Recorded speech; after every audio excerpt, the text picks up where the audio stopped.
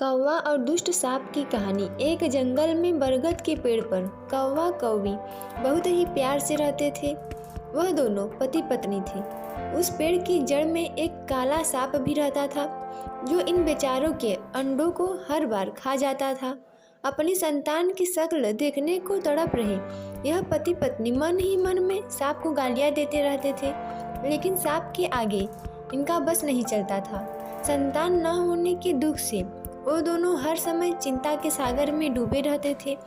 एक बार की बात है, कौवा अपने दोस्त गीदड़ से मिला तो गीदड़ ने उससे पूछा कि भाई तुम इतना परेशान क्यों हो। तब कौवे ने उसे अपनी सारी कहानी बता दी कि किस तरह से सांप उनके अंडों को खा जाता है। तब गीदड़ कौवे से बोलता है कि कौवे भाई, संकट के समय में दोस्त काम आते हैं, तूने मुझे यह बात पहले क्यों नहीं बताई। तब कौवा उसके सामने रो पड़ता है। तब गीदड़ ने अपने दोस्त की पीड़ा को अच्छी तरह से समझा और उसको धैर्य देते हुए बोला, देखो भाई, तुम मेरे मित्र हो, मैं तुम्हें निराश तो नहीं होने दूंगा। फिर तुम भी जानते ही हो कि गीदड़ जाति का दिमाग तो शैतान की गति से चलता है। अब तुम देखते जाओ कि मैं किस प्रकार सांप को तुमसे ही मरवाता हूँ। गीदड़ अपनी योजना के बारे में कौवे को बताने लगा कि भाई, गांव में एक राजा अपने राजमहल में अपनी महारानी के साथ रहता है और महारानी के पास सोने का कीमती हार है।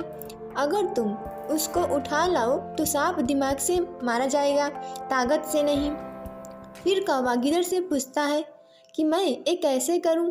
तब गिदड़ बोलता है कि तुम दोनों पति पत्नी उड़ते हुए राजमहल में जाओ और वहां से महारानी का सोने का कीमती हार उठा लाओ और उसको लाकर आधा सांप की बिल के अंदर डाल दो और आधा बाहर छोड़ देना। गिदड़ से सारी योजना समझकर कौवा कौवे के पास जाकर सब कुछ योजना अनुसार समझा देता है। दोनों बड़ी तेजी से राजमहल की ओर उड़ने लगते हैं। दोनों उड़ते उड़ते राजमहल के पास पहुंच जाते हैं। तभी वह देखते हैं कि महारानी एक नदी में स्नान कर रही होती है और उसने अपना कीमती हार गले से उतार कर एक दासी को दे दिया था, जो किनारे पर उसे अपने हाथ में लेकर बैठी थी।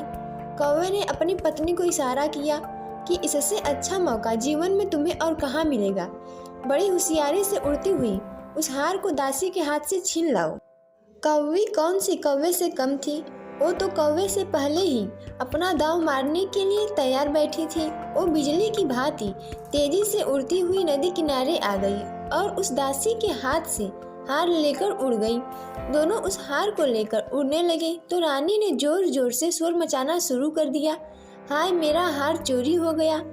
पास जंगल में ही जो सैनिक रानी की रक्षा के लिए खड़ा हुआ था, उन्होंने जैसे ही ये सुना कि रानी का हार चोरी हो गया है तो उसी समय रानी ने सैनिकों को आदेश दिया, जाओ हार चोर समेत लेकर आओ। सैनिक जंगल में चारों तरफ भागने लगे। गिदड़ ने देखा कि वो दोनों हार लेकर आ रहे हैं और सैनिक उनके पीछे है। तभी गिदड़ बोला कि इस हार को आधा सांप के बिल के अंदर डाल दो और आधा बाहर छोड़ दो।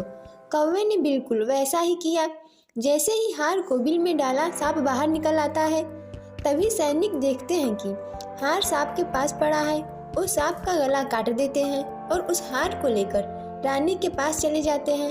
सैनिकों के जाने के बाद कौवा कौवी देखते हैं कि सांप मारा जा चुका था। ये देखकर वो दोनों बहुत खुश हो जाते हैं और वहां से उड़कर गिदड़ के पास आ जाते हैं और दोनों खुशी से नाचने लगते हैं। कौवा अपने दोस्त गिदड़ को बहुत बहुत धन्यवाद दिया। इस कहानी से हमें यह शिक्षा मिलती है कि हमें कभी भी निर्बल को परेशान नहीं करना चाहिए और परेशानी में बुद्धि से काम लेना चाहिए, क्योंकि बुद्धि बल से अधिक शक्तिशाली होती है। दोस्तों, ऐसे ही वीडियो देखने के लिए हमारे चैनल को सब्सक्राइब करें, वीडियो को लाइक और शेयर करें।